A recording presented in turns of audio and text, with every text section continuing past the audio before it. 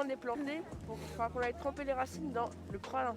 C'est un mélange de caca d'animaux, de terre et d'eau. Ces enfants, accompagnés d'élèves d'un lycée horticole, participent à un atelier de replantation d'une parcelle laissée à l'abandon avec pour objectif de recréer un îlot de biodiversité à l'intérieur de cette matrice agricole. Sur les 17 millions d'hectares de forêt présents en France métropolitaine, 30% des surfaces risquent de dépérir à horizon 2050. Dans la région Nouvelle-Aquitaine, au moins 316 espèces ou sous-espèces animales continentales sont actuellement menacées. Face à l'urgence, des initiatives se mettent en place pour recréer de la biodiversité. Comment développer des projets de préservation de la biodiversité, rassemblant différents partenaires dans le but de créer de la richesse sur un territoire. Le Monde de demain prend la direction de Plaine d'Argenson avec Créateurs de forêt.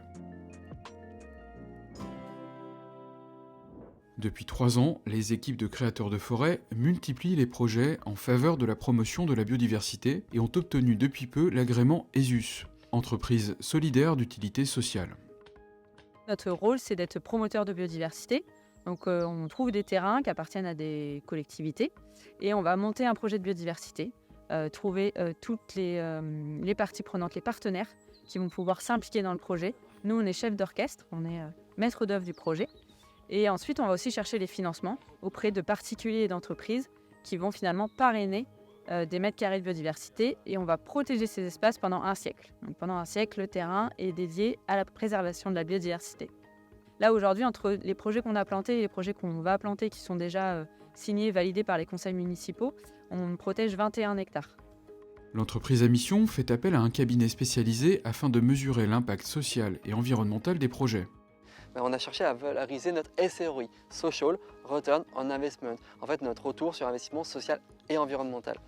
Et maintenant, on arrive à sortir cet indicateur quand on porte des projets, quand on récupère des financements auprès d'entreprises et de particuliers, on arrive à leur montrer que nous donner 5 € qui va parrainer 1 mètre carré de biodiversité en France sur un siècle via nos projets, ça va créer de la valeur sur le territoire. Aujourd'hui, 1 mètre carré de nos projets rapporte au territoire 12,90 € en service écosystémique. Ça fonctionne mal d'engager des gens vers la biodiversité parce que ça souffre d'un manque d'indicateurs. Et maintenant, créer un indicateur comme on essaie de le faire, ça peut être un levier pour attirer beaucoup plus de gens à se rendre compte qu'en fait, participer à des projets de biodiversité, c'est pas juste aider les papillons et les abeilles.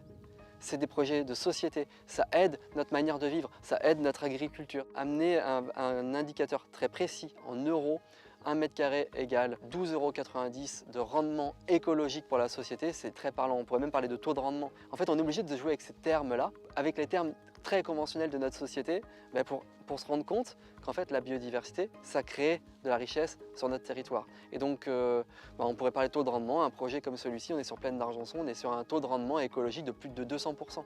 Ça parle aux gens. On est obligé de montrer ça, de le valoriser. On ne cherche pas à monétiser la nature. On cherche à valoriser les impacts que tous les partenaires et tous les financeurs ont en participant à des projets comme les nôtres.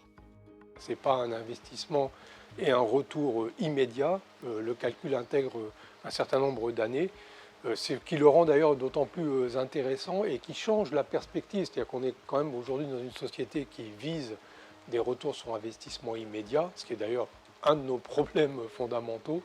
Et il est grand temps aujourd'hui justement d'imaginer en termes de politique publique, des indicateurs de retour sur investissement à moyen, voire à long terme.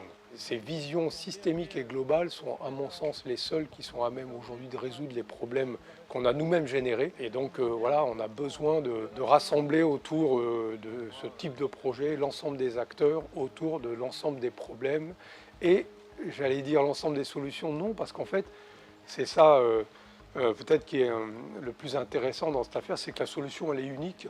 Face à une multiplicité de problèmes, à une multiplicité d'enjeux, les solutions de type solutions fondées sur la nature, solutions fondées sur la biodiversité, visiblement, sont à même de résoudre l'ensemble de ces crises de manière simultanée. En tout cas, c'est notre hypothèse de recherche actuelle et c'est ce qui nous permet d'aborder des sujets aussi diversifiés que l'agriculture, c'est-à-dire la production, l'alimentation, la santé, l'eau, la nature, le territoire, autour d'un enjeu fédérateur qui est celui des solutions fondées sur la nature et des écosystèmes. Ce qu'il faut bien comprendre, c'est que la biodiversité, ce n'est pas juste une question d'espèces sauvages qui sont présentes ou qui ne sont pas présentes.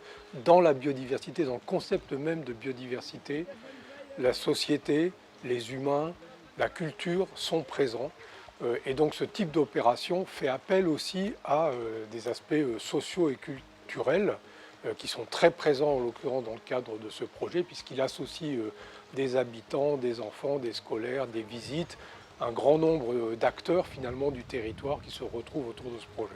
Nous, on y trouve un intérêt en matière de recherche parce que ça nous permet de tester un certain nombre d'hypothèses qui sont difficiles à tester parce que là, on travaille à l'échelle des paysages, on travaille avec une multitude d'acteurs. Donc c'est un intérêt immense, en tout cas pour le collectif de chercheurs que je représente, de s'impliquer dans ce type de programme. Nous, ça nous permet aussi de rendre des comptes aux gens sans qui nous n'existerions pas, c'est les soutiens. Donc ça nous permet aussi d'avoir de la crédibilité, de montrer que porter un projet écologique, c'est pas simplement pour un écolo bobo, quelqu'un, un rêveur qui vit dans une cabane, c'est pas du tout ça en fait. Un projet écologique, c'est la vie de notre société. Cet indicateur nous permet de montrer qu'un porteur de projet n'est pas qu'un rêveur, mais est quelqu'un de bien crédible, avec la tête bien sur les épaules. Des projets sont en cours en Dordogne, Vienne, Ille-et-Vilaine, Meuse et d'autres départements.